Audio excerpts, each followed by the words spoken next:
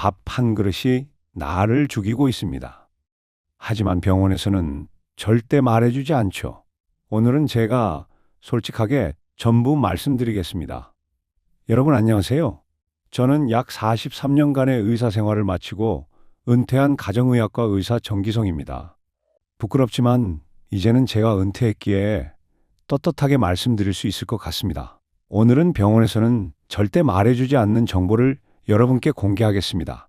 우선 제가 43년 동안 수많은 환자분들을 만나면서 한 가지 뼈저리게 느낀 게 있습니다. 독약보다 무서운 건 잘못된 밥상이다. 그래서 오늘은 돈 한 푼 안 들이고 혈당을 낮추고 뱃살을 줄이고 몸에 염증을 가라앉히는 기적의 밥 짓는 법을 알려드리겠습니다. 이건 병원에서도 TV 건강 프로그램에서도 절대 알려주지 않는 이야기입니다.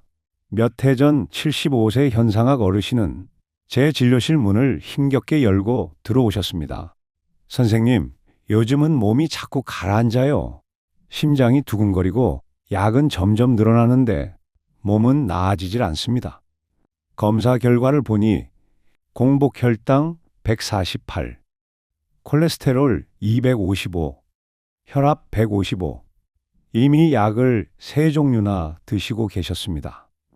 그런데 상태는 점점 악화되고 있었어요. 그때 제가 조심스럽게 물었습니다. 어르신, 평소 식사는 어떻게 하십니까? 밥이요? 냉동밥 데워 먹죠. 혼자 사는데 매일 밥하기 귀찮잖아요. 그 순간 저는 확신했습니다. 문제는 밥이었습니다. 많은 분들이 밥을 한 번에 많이 지어 냉동실에 넣어두고 전자레인지에 데워 드십니다. 하지만 하버드대 보건대학 연구에 따르면 냉동밥을 데워 먹을 때 전분 구조가 변하면서 혈당을 42%나 더 빠르게 올린다는 결과가 나왔습니다. 이렇게 변성된 전분은 소화가 잘 안 되고 혈액 속에서 당이 빠르게 올라간 뒤 지방으로 변해 간과 혈관에 쌓이게 됩니다. 결국 피가 끈적해지고 혈관 벽이 두꺼워지며 고혈압, 고지혈증, 당뇨가 한꺼번에 찾아옵니다. 특히 혼자 사시는 어르신들, 냉동밥에 의존하는 경우가 많습니다. 한국의 이 노인 가구 10명 중 8명이 이렇게 식사하신다고 합니다. 하지만 병원에서는 이걸 절대 알려주지 않습니다. 왜냐고요? 환자가 줄면 병원도 제약회사도 손해니까요. 35년 동안 환자를 보며 느낀 건 하나입니다. 밥 한 공기가 약이 될 수도 독이 될 수도 있다. 현상학 어르신께 저는 이렇게 말씀드렸습니다. 약을 바꾸기 전에 밥을 먼저 바꿔보시죠.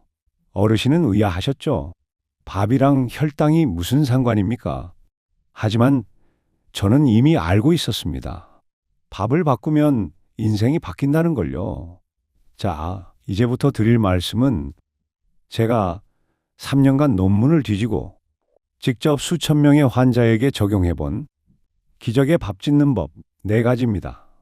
첫 번째로 밥 지을 때 식초 1스푼을 추가해 보세요. 존스 홉킨스 의대 연구에 따르면 식초 속 아세트산이 쌀의 혈당 지수를 31% 낮춥니다. 쉽게 말하면 같은 밥을 먹어도 혈당이 훨씬 천천히 오르는 효과죠. 게다가 식초는 소화를 돕고 위산 분비를 촉진해서 더부룩함을 줄여줍니다. 단 합성 식초는 절대 안 됩니다. 반드시 천연 발효 식초나 현미 식초를 사용해야 합니다. 그게 효소와 미생물이 살아있는 진짜 식초입니다. 두 번째, 쌀의 5에서 7%를 귀리로 바꾸세요. 서울대 식품영양학과 연구에 따르면 쌀의 일부를 귀리로 바꿨을 때 혈당 상승률이 43% 낮아졌습니다. 귀리에는 베타글루칸이라는 섬유질이 있는데 이게 장 속에서 젤처럼 변해 당의 흡수를 천천히 만들어줍니다. 또 혈중 콜레스테롤을 낮추고 포만감도 오래 유지됩니다. 현상학 어르신은 쌀 한 컵당 귀리 한 숟가락 비율로 바꾸셨습니다. 처음엔 어색했지만 3일 만에 속이 편하다는 말씀을 하셨어요. 세 번째, 밥이 다 된 후 강황가루를 1스푼 넣으세요. 강황은 인도에서는 신의 선물이라 부릅니다. 그 안에 있는 커큐민이라는 성분은 염증을 줄이고 인슐린 저항성을 23% 개선시킵니다. 즉, 당뇨병의 원인을 바로잡는 거죠. 단, 밥 짓는 중에 넣으면 영양이 파괴되기 때문에 밥이 완전히 다 된 후 식을 때 섞어야 합니다. 이때 노란색이 살짝 돌면서 밥 냄새도 부드럽게 변합니다. 네 번째, 뜨거운 밥을 그대로 먹지 말고 30분 정도 식혔다가 다시 데워 드세요.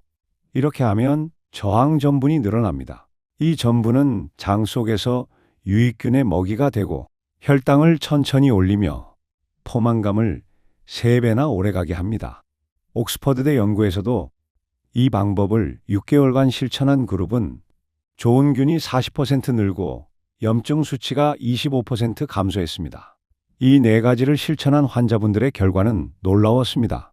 75세 현상학 어르신은 3주 만에 공복 혈당이 148에서 121로, 혈압은 155에 98에서 138에 87로 떨어졌습니다.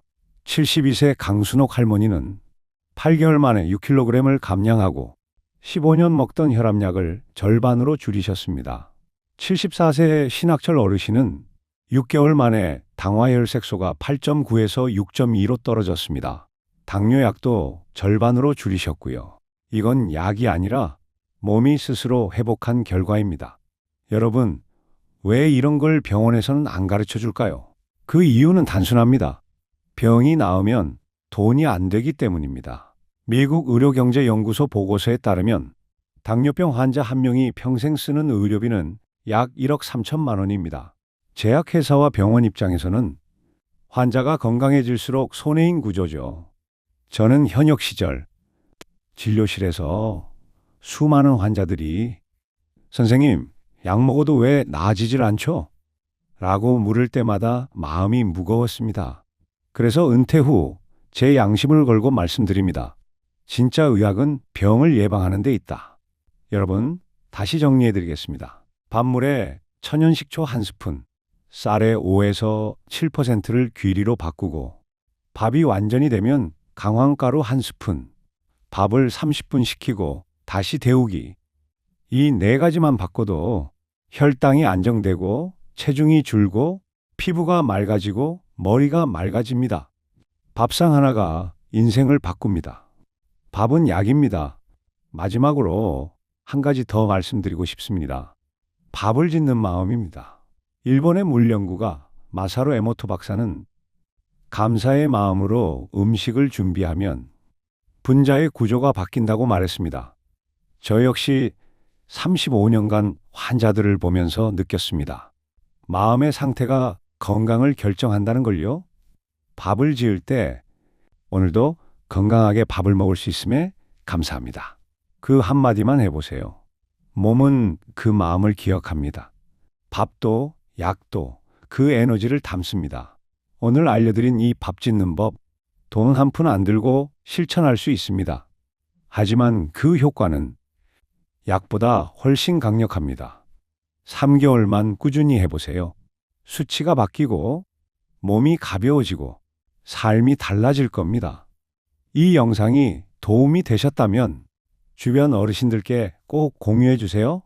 한 분의 건강이 바뀌면 그 가족의 인생이 바뀝니다. 저는 여러분의 건강한 노후를 위해 끝까지 함께 하겠습니다. 정기성이었습니다. 감사합니다.